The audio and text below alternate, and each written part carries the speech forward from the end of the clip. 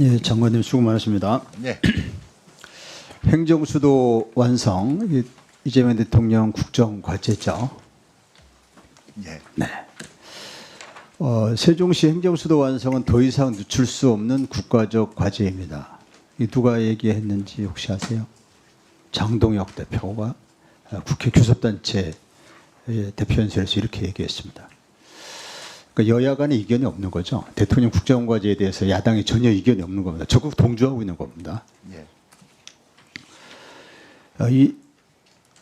그럼에도 불구하고 역대 정권과 마찬가지로 이재명 정부 또한 행정수도 완전 이전 완성에 관한 한 양치기 소년이 될 수도 있다. 희망 고문만 하다가 임기를 마칠 수도 있다. 이런 우려도 있습니다. 그런 우려는 이제 속도가 잘 나지 않는 그것 때문이겠죠. 그 속도에 대해서 또 여야 간의 이견은 없는가 한번 살펴봤어요. 이견이 없는 행정수도 특별법 처리에 속도를 내겠다. 이거 누가 얘기했습니까? 송원석 국힘 원내대표. 민주당이 그러면은 좀 속도에 늦추자고 하는가? 세종의 명확한 법적 지위를 위해 속도를 내겠다. 이 정청래 대표 세종에 가서 이렇게 얘기했습니다. 여야 간에 속도를 내겠다는데 전혀 이견이 없는 그런 상황입니다. 그럼에도 불구하고 이번 정부에서 행정수도 이전에 관해서 편성된 예산을 보면 부분 이전이거든요. 부분 이전. 부분 이전 예산으로 되어 있습니다. 그거 알고 계실 것 같은데 예컨대 대통령실 같으면 총 예산이 7,680억이 투입돼야 되는데 3,846억 원 투입 계획을 보고 있습니다. 이건 이제 5분의 3 규모로 이전하겠다라는 그런 계획인 것이고 국회의사당도 총 5.6조 원이 들어가야 되는데 3.7조 원을 예산을 투입하겠다고 기획예산처가 국회 사무처에 통보했습니다. 이렇게 이제 부분 이전 계획으로 이제 예산이 편성되는 이유는 뭡니까? 이유는 첫째, 근거법이 없기 때문이죠. 완전 이전하는 근거법이 있습니까? 없습니까? 없죠, 지금. 없어요. 없습니다. 완전 이전하는 근거법이 뭐죠? 행정수도 특별법. 행정수도 특별법은 완전 이전으로 되어 있습니다. 그래서 완전 이전을 위해서는 행정수도 특별법이라는 법이 국회를 통과해야 근거법이 마련되는 겁니다. 정부가 완전 이전할 수 있는 근거법이 마련돼야 돼요. 또 하나의 걸림돌은 뭐예요? 우현 논란이 있지 않냐. 그 법이 통과되면 뭐해? 우현일 수 있는데. 거기에 대해서 정부 확신이 없잖아요. 맞죠? 그래서 사회적 공감대니 국민적 공감대니 모호한 표현을 쓰고 있잖아요. 맞죠? 그러면 정부가 해야 할 일이 뭡니까? 첫째, 행정특별법이 여야 간에 아무 이견이 없으니 빨리 통과시켜야 되잖아요.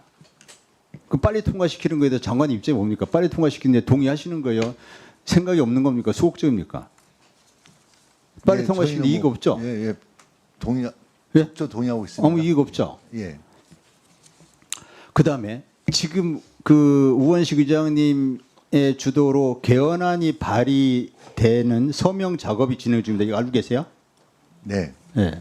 개헌안 발의는 국회의원 과반수, 제적 과반수면 이제 발의를 할 수 있습니다.